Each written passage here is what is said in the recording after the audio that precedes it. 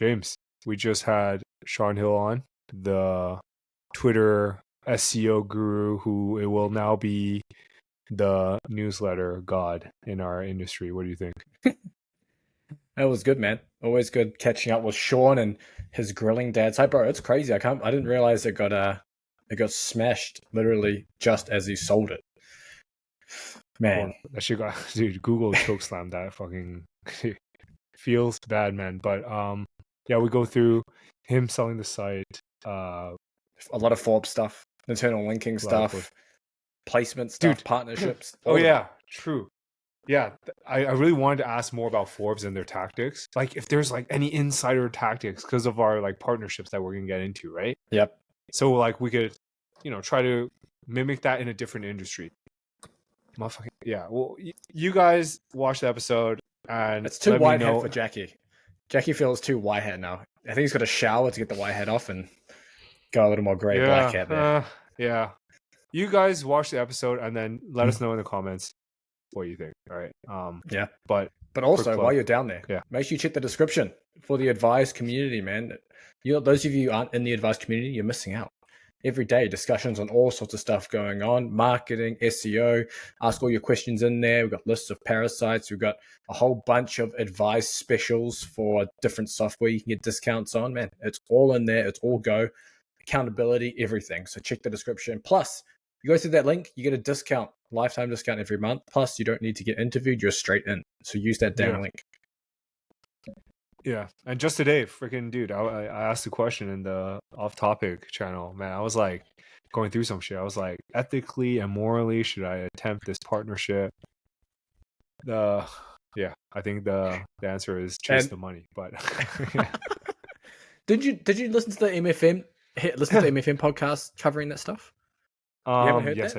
I did. Yeah. I did. It was a good episode. So I'm in. All right. Guys, go watch the episode. I'm going to go eat now. Take it easy. What's good, everyone? It's Jackie Chow. And this is James DeLacy. And you're listening to This Week in Digital Marketing. All right, guys. We have Shawn Hill on today. Is that your real last name? Because it's like a stage name, dude. Amazing name. Amazing name. Yep. Dude, why don't you give the audience a quick intro about yourself? Yeah. And we'll go from there. Yeah, so I'm Shawn. I've got a gaggle of kids. My wife and I, we've had 4 biological boys. We adopted 3 girls, so there's a bunch of them running around. A whole lot of hills. At this point, we should probably change our name to Mountain. But yeah, so there's a bunch of kids there. But as far as professionally and whatnot, I've been working on a lot of really big sites over the years. Forbes being the most notable, but also Architectural Digest, This Old House, Market Watch, a few others. Also ran a few of my own sites as well, and recently had a mid 6-figure exit off of one of them, which was great. So, and now I'm here talking with the one and only Jackie Chow, James DeLacy. So super pumped. Yo, excuse me. Holy cow. 7 kids is insane. Have you ever calculated? Dude, turn into an ROI fucking no, not ROI. That's crazy. I wouldn't say that. I'm saying like, how many? You have 7 mouths to feed. That's wild. Do they how much do they eat? I don't even know how to portion them. Are you just meal prepping like on a Sunday and you guys go nuts, or like how does that look like? Sorry, I'm sorry. But no, you're all good. Answer. Yeah. So. Yeah, my wife handles a lot of that. She really kind of runs a house and all that. So she goes grocery shopping once a week. It's really the only way we can do it. Otherwise, we'd have to have, like one of those industrial sized fridges. But yeah, so we do eat a lot of food. And as they grow, I'm sure that's going to get even bigger of a budget. But that's why I got to make a lot of money, man. Got to feed these mouths. Dude, friggin' insane. Yeah, I don't even know how you purchase for 7 people. Like, are you in like the B2B like grocery space? Are you guys like buying wholesale from butchers, or how does that work? Are you just like good old Walmart? I promise we'll get to SEO, by the way. This is the last question. Yeah. No, so we probably should be going to like Costco and other places like that. We just haven't. They're until recently, there hasn't been one close to us, but one just opened up not too far away. But because we take it a week at a time, like each day we kind of have a meal planned, and we tend to learn like which ones we can scale and buy in bulk, like spaghetti as an example. You can buy a bunch of boxes of spaghetti, a bunch of spaghetti sauce, frozen meatballs, things like that to make it really easy just to whip up for the whole fam. Fuck, sick. And yo, you just exited a site how many months ago? I think I saw that. Yeah, so it was at the very end of August. End of August. So, nice. yeah, Who'd you sell to? Yeah, dude. Congrats. Yeah, thank you. Yeah, so I went through Quiet Light. Sorry, go ahead. And sold it to a couple guys who have some really big plans for it. So pumped for them. Very nice. What are you doing with the money? Are you rolling it into like other sites, your kids' mouths? I don't know.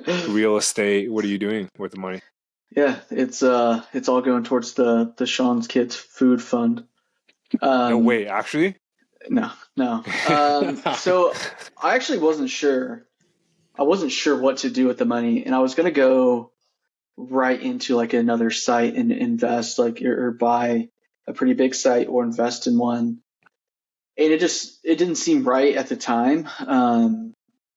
And so I asked, the site I'm working on now, it's got some really smart people on it that have been running it for, over a decade. And I just said, hey, I don't know what to do with my money.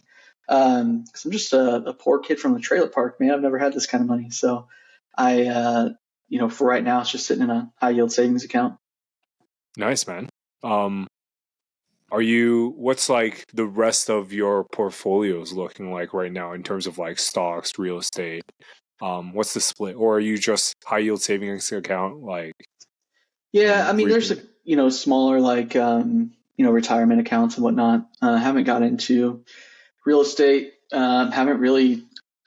We talked about it, like our last house that we had, we talked about renting it out instead of selling it, especially like with, where rates are and whatnot. But, we just bought this house that we're in now and actually closed to like a 4.5%, which isn't bad in today's market.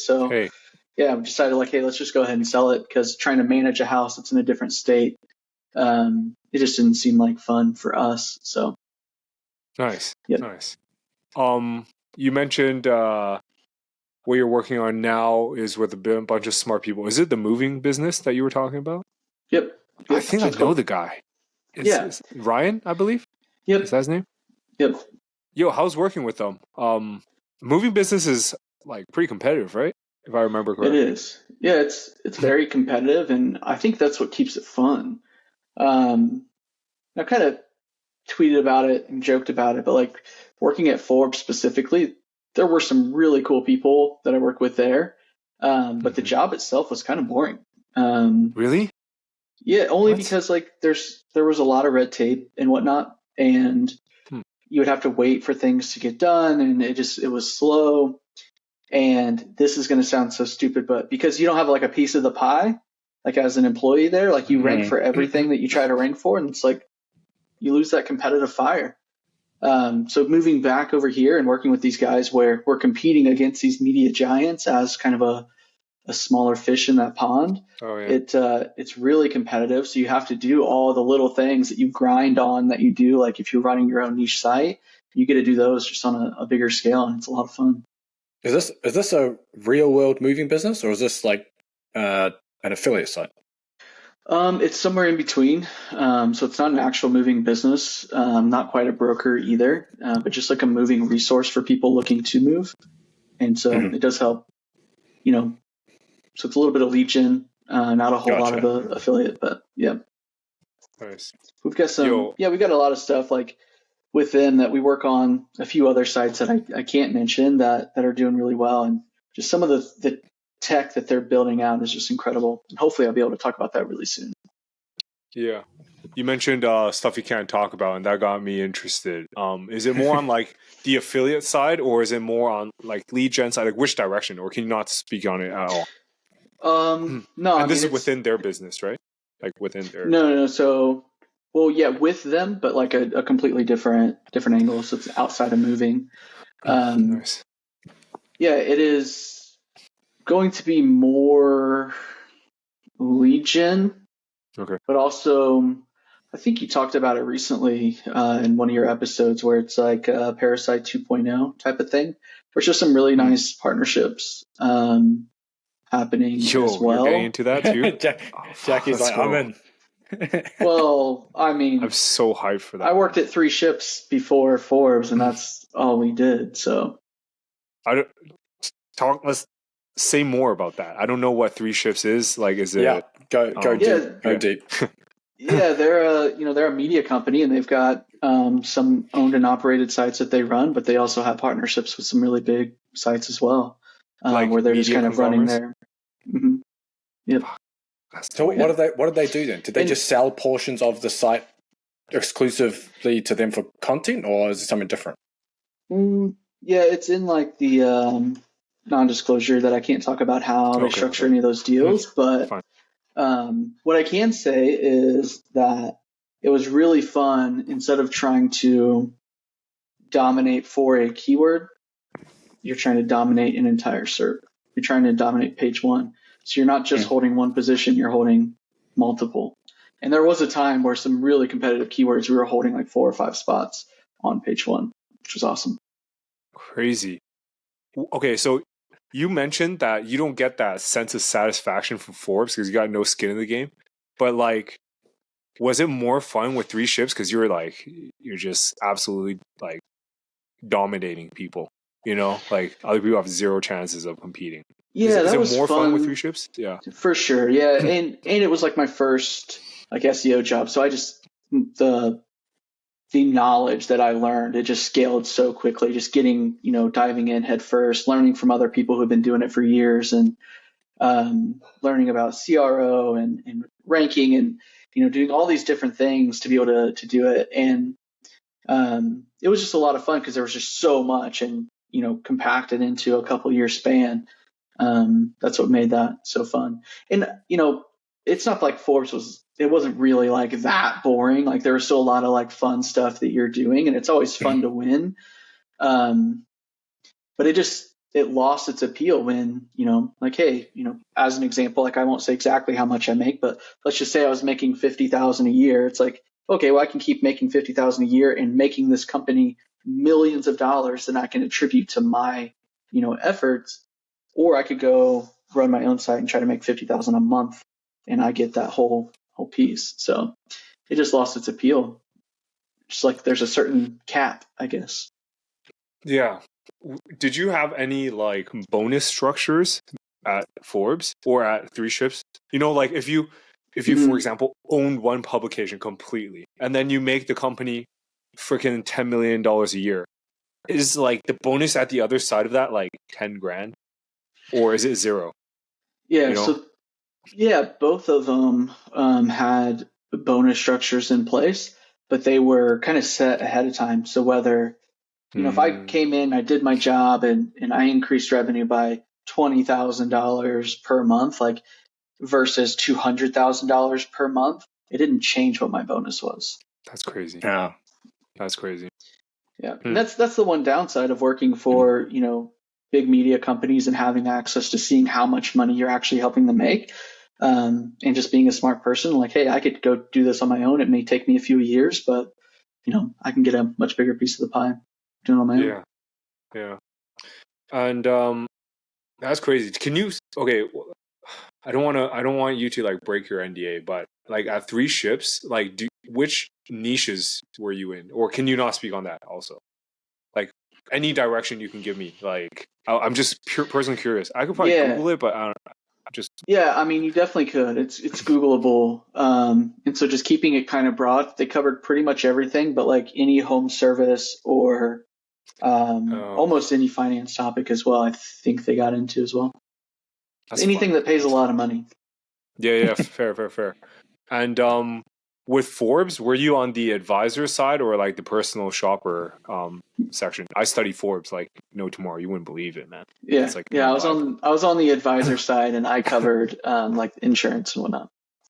Oh, okay. Were you more on content creation, content planning, keyword research, or were you more on like technical side. I don't know. Like, how is it even structured at Forbes? Can you talk about that? Or, sorry, I don't know. They have they have people that's all they do is like technical SEO. So you would submit a ticket if it's like, hey, we need schema added, or other type of technical tickets.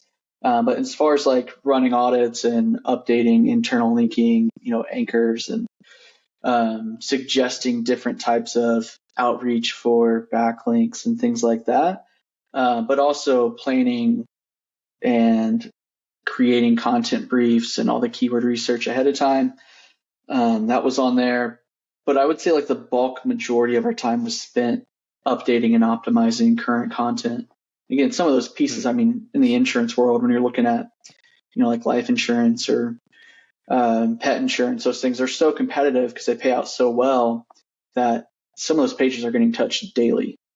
So yeah, just little tips and tweaks. And I mean, not to get into exact numbers, but like there are some of those SERPs where the difference between position 1 and position 2 is like $10,000 a day. So you've got to spend time. It's worth it to put most of your time on those. What are you updating if you're updating it daily? It just depends. A lot of times it's really small tweaks. Like there's different tools, like Ahrefs has it now, where you can actually see what your competitors have changed, like week over week if you're comparing it. And if you notice, you're competing against some of the biggest and best like SEOs in the world. Like, so if NerdWallet changed their, H2 and they slightly made a tweak and that helped them, well, guess what? I'm going to go do the same thing and maybe even try it again somewhere else on the page. It may be like adding a table, or it may be like making bullet points under the table that's really just putting like text, summarizing what's in the table, just something really small. I mean, there was like a really big audit of internal links that we did that we found just comparing what other people were doing. And I know in the SEO community, most people say like vary your anchor text and entities and do all this kind of stuff for internal links. And like some of the studies that we did and comparing it to really big sites actually said like, hey, if you do the opposite, you could actually win on some of these terms. And so we made some of those changes and saw an impact. So you just went full exact match on those internal links? No, not all the way. I think that would be a little probably too spammy, and I don't think they would have approved something like that. But if you go look, I mean, you could even look at NerdWallet as an example. If you pull up any of their pages and you run like a Screaming Frog crawl and look at their internal links and what they're using, it's almost always like, let's just say car insurance as an example, because I didn't work on car insurance at Forbes, so I feel like I'm allowed to talk about it. Most of their internal linkings for their best car insurance page, it's going to be like 40% is best car insurance. Another 40% is just car insurance, kind of the head term where they're trying to rank for that. Mm-hmm. And then there's another 20% that may actually be varied and using some of those other entities and related keywords. But it's very heavily like exact match or like head term. Yeah. I was also always in the camp that internal links, like you were able to go heavy, but this just proves it out. I'm going nuts. I've always thought that as well. Yeah. Speaking of which, dude, so after a couple partnerships, I'm kind of what I'm seeing is like internal linking doesn't even matter as much on sites like this. When you were at Forbes, was it like, let's say keyword difficulty of like 50? All right, pretty low for Forbes, right? You would write it and you just shoot straight up to number 1. I'm assuming it's like that. Do you still build internal links to that page, or would you like use it as like a supporting page and link out to other pages type of thing? Yeah, probably both. I mean, it was part of our process as soon as something gets published to find some inbound internal links to those pages. But if it's not like a VIP or like a money page, like it's not going to get nearly as much attention.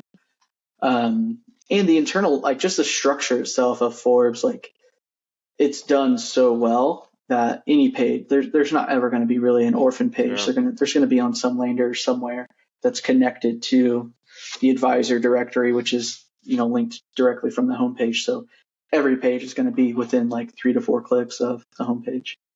Yeah. Do you know the person responsible for Forbes's new agency pages on Under Advice? Like, for example, best SEO company.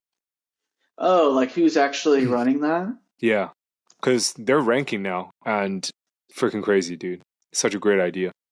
Yeah. So what's funny is like during my interview, and I don't remember if it was the first. So I actually interviewed twice. The first time I got rejected. But I probably do know the person who's handling that. I'd have to go look at the directory. But I said, like, we've got some really good SEOs. Why are we not like talking about SEO products? We know this stuff inside and out. Like, we could talk about it. We could be the experts on it. So it's pretty cool that they're actually doing that now. Yeah. And I could definitely look. I could pass you their information afterwards. Yeah, please do. Dude, I heard first place you guys were charging out the ass, as you should. But man, it's such an amazing business model, similar to Clutch. And I think Clutch does, don't quote me, but I'm gonna guess like 20 million a year or something like that off just like ranking agencies. Wait, like what's agency Clutch? Is directors. Clutch similar to Forbes, is it? No, clutch.co. It's a directory for agencies. And for Forbes to enter that is like genius. But I think, yeah, Forbes is like a behemoth. How do you guys even choose what to invest in at your scale? Do you remember if they were just going after every keyword under the sun, or is there like a minimum? And were they charging like flat placement fees right now in the past? Like, for example, with the life insurance, like, oh, this company is sponsored, but we'll list that as sponsored, but pay us $10K a month plus 50% commissions or something like that, Mm-hmm. Yeah, what was really cool, and I thought was neat, like before I started and while I was there, like I can say, like for sure, at least in the insurance space, the editors there, they wrote and they did all the research, they did all that, and it was never influenced by money ever, which was wild, right? And I think that's like really good if you're like a consumer and you're like reading about it. Yeah, it keeps the integrity of actually trying to rank what's best. A lot of times you would see things and there are like advertising disclosures on there if it's a featured partner and they're paying for placement, but it would never be in like the list. The list was always based on the editorial standards, and the editors weren't even allowed in any meetings where money was talked about at all, ever. Like they were banned from those meetings. And like you could get in big trouble if you ever even said that a certain company was even a partner. Like they weren't even allowed to know who paid for what. And so like it was interesting to see that, because you kind of see like, hey, we're losing money here by ranking this company higher on this list. Like, but it also like influences the other side of the business and the biz dev people. Like, hey, these people are number one. We don't have a deal. Like, you need all hands on deck. Go get a deal. So it's, again, like I've mentioned it a few times before. Like, it's an affiliate flywheel. Like, if you're getting traffic, you're driving, business to them. Go get a deal. And then continue to get better deals as you're sending them more traffic. It's much easier to get a deal at that point. But what if you, like Forbes, I think they rank for best SEO software. And then they hit motherfucking Ahrefs who doesn't want to spend a dime on affiliate, what's your biz dev at Forbes going to say? You know what I mean? They're going to be like... best SEO software, if you look at the actual list, like Ahrefs is listed number one, and they're probably not making any money at all from that. Dude, biz dev's punching the air right now, and like actually, it looks like there's not even just smiling. There's not even a link to Ahrefs on there, so they're not even getting a link out of it. So it's funny. That's jokes. I guess that's the best you can do. That's really great to hear about their editorial standards. I'm not that guy, but I think it's that's great. We know that for sure. Yeah. That's great. Me either. Damn. They're much better people than me. I like money. But then they also have like FTC like breathing down their back. I'm just it's like John Doe, John Doe from nowhere. But yeah, that's interesting. What about what are you like most excited to be working on right now? Is it the moving company? The other partnerships you have on the side with the people, the software that's coming out, your Twitter presence, which you're kind of popping off, man, dude. You got some banger tweets out there. Oh, well, thank you. Yeah, I feel like I've tweeted a lot less recently. Yeah. And it's been one of those weird things where it's like I was giving people like free advice, free game, right? And people would hit me up in the DMs and I'd give even deeper advice and then follow up with them later. Nobody ever does anything if you give it to them for free. So it's like, what's the point? This isn't actually helping anybody. So you gotta have an offer, man. That's so, okay. So one thing I've met like freaking 15 SEOs in the last like 2 months. All right. I feel like SEOs, we're too nice. Like you guys got to have an offer somewhere. Like you have zero offer. Do you even have a newsletter? Yep. And I don't even have it linked on Twitter anymore. Whoa. Are you such a charitable cause? I know, Shawn Hill's foundation. I was getting like $250, $250 a send. And I just stopped. And I was only at like 1,500 subs.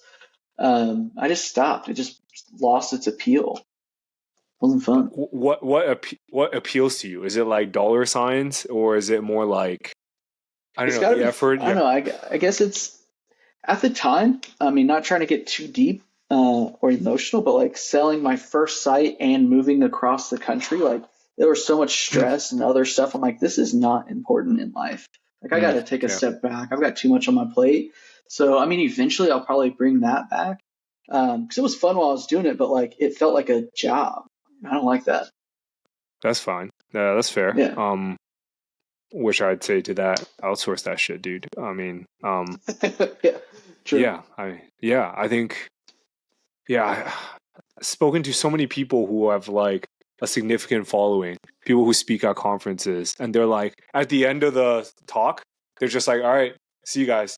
They don't even push them anywhere. They're not like, go sign up for my newsletter or go sign up for my paid community. They're just like, all right, that's DM me if you have any questions. And it's like just doing charitable work out here. Very noble. But I think you got to get paid for your time, man. You're providing way too much value, you know? For sure. Yeah, and I mean, I think that's part of it too, is like not having, and maybe it reminds me of that book, like Rich Dad, Poor Dad, like again, like a kid growing up in the trailer park and never knew how to make money or like what to do with money once you have it. Like, I don't know. Like, I just feel like if I know information, I can share it with somebody and it helps them. Like, I'm not trying to be noble, but like, I've never, I guess, seen like that roadmap. So. Yeah. Gotcha.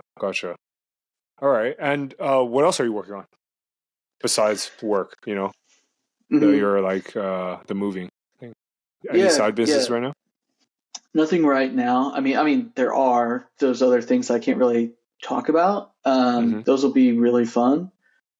But the tool that the team that I'm working with, that they're building, we will be able to talk about that soon. And that is, it's going to be really cool. People software, in our community. SEO software. Sort of. Just say that. It's fine, man. Yeah, and it'll be great.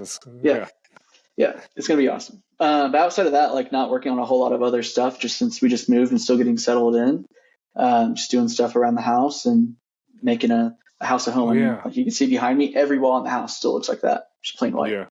When exactly did you move? Was it like a month ago or 2 months ago?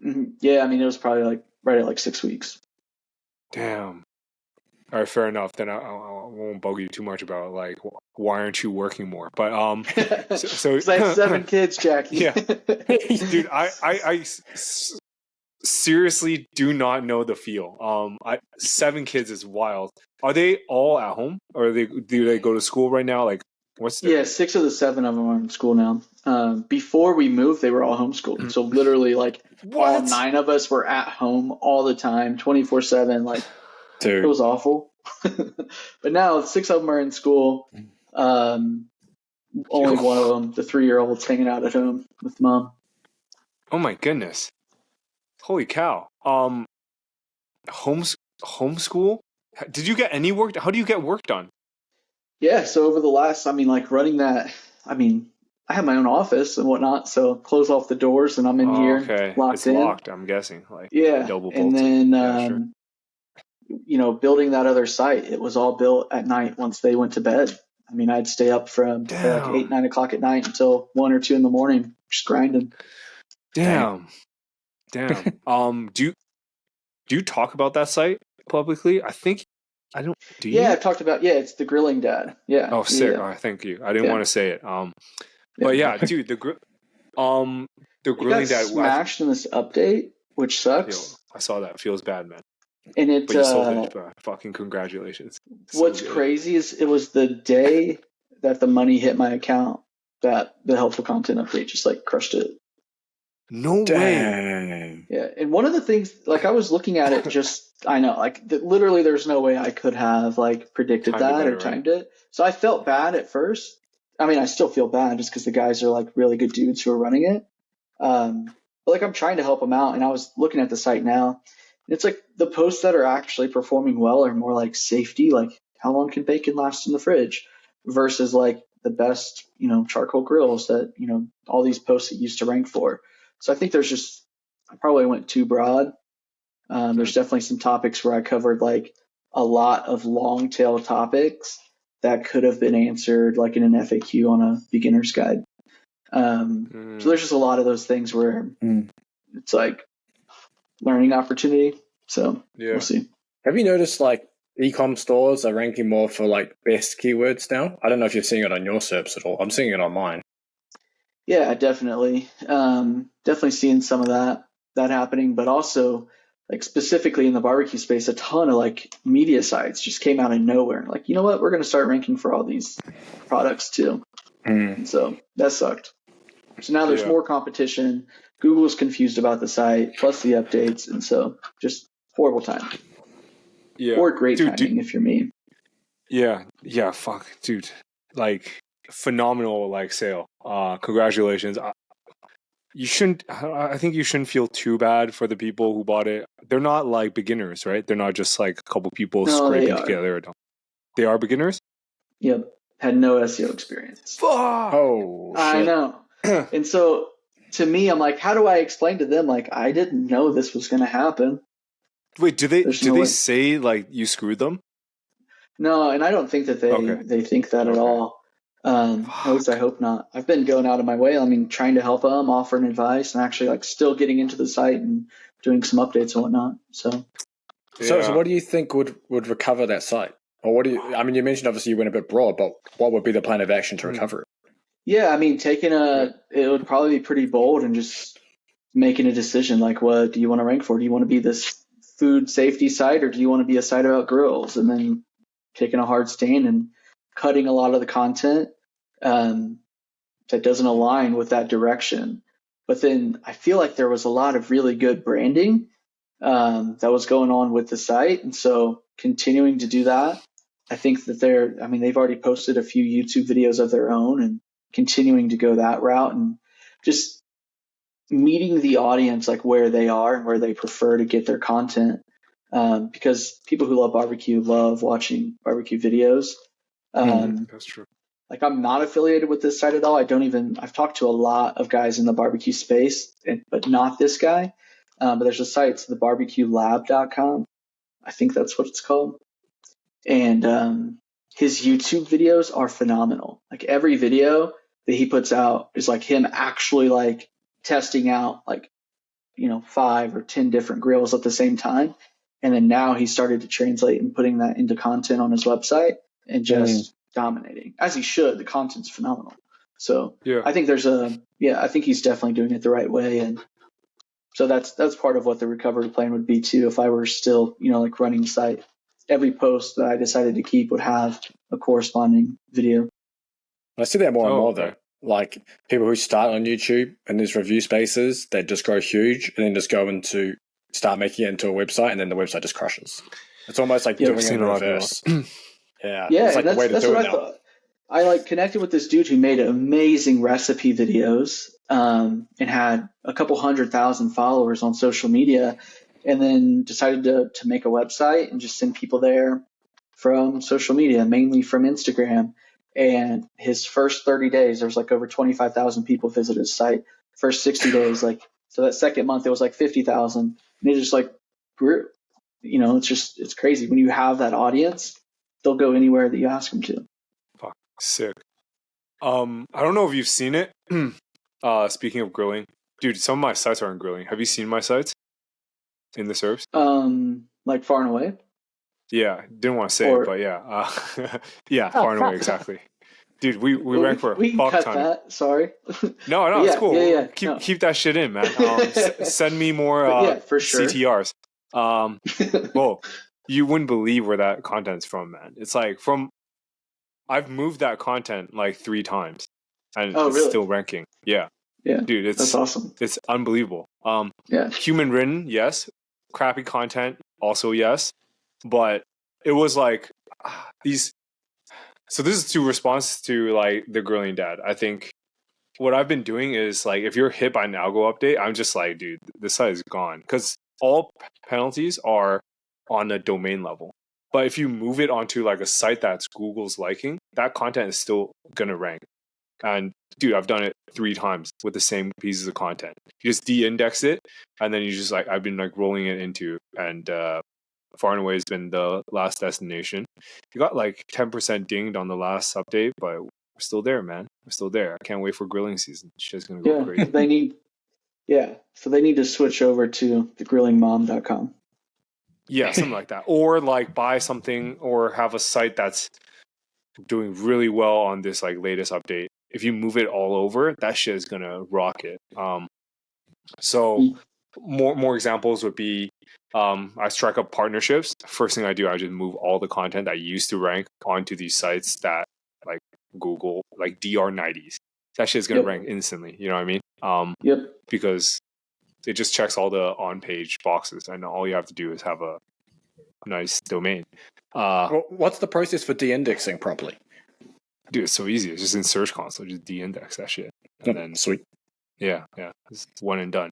But yeah, I mean, Shawn, you're right.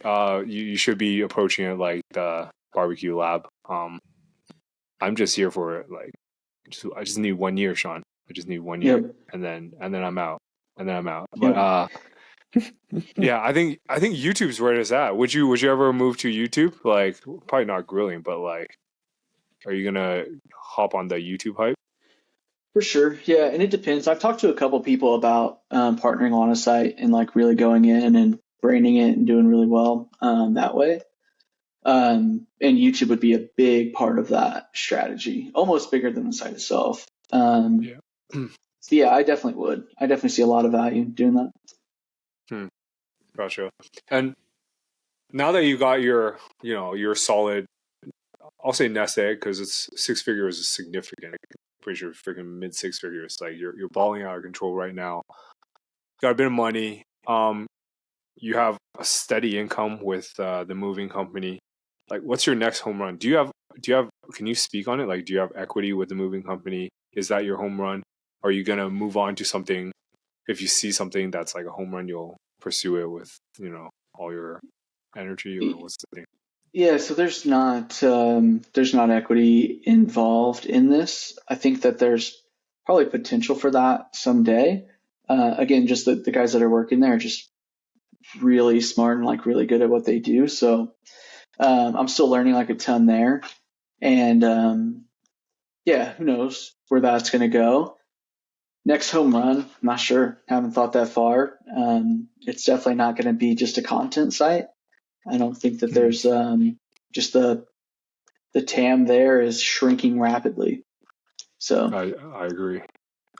That's why can't be out there spending too much time doing it right when the TAM is like shrinking so rapidly. All right, and I like to ask this with some of my guests, just to see where their heads at. So in 5 years, what would you say like your most successful venture is going to be in? You mentioned not in content sites, so would it be like video wise? Would you be full blown SEO guru? Got a couple ebooks out, or what are you thinking? Yeah, 5 years, which is a long ass time. 5 years from now. Fucking long, dude. That's a long time, especially in this industry. Hopefully it's working with this software that we're building now, and hopefully it's good enough that people want it to be around for more than 5 years. I think it will be. So hopefully it's working on that primarily. Man, dude, Twitter's been going. It went crazy on the helpful content update, huh? Dude, You're seeing all these sites just get crushed. Man, Dude, the 80% overnight, on some of them. Mhm. it's pretty damn bad. Some of my sites got hit really bad. Like, it's nasty. Like, I'm just writing that shit off. Thankfully, like, the partnership's covered for that. But fuck, imagine if I didn't have that, I'd be so like discouraged. How do you So let's say you didn't sell Grilling Dad, you get fucking the smackdown of the season, and then what would you do then? Like, you'd be so discouraged, right?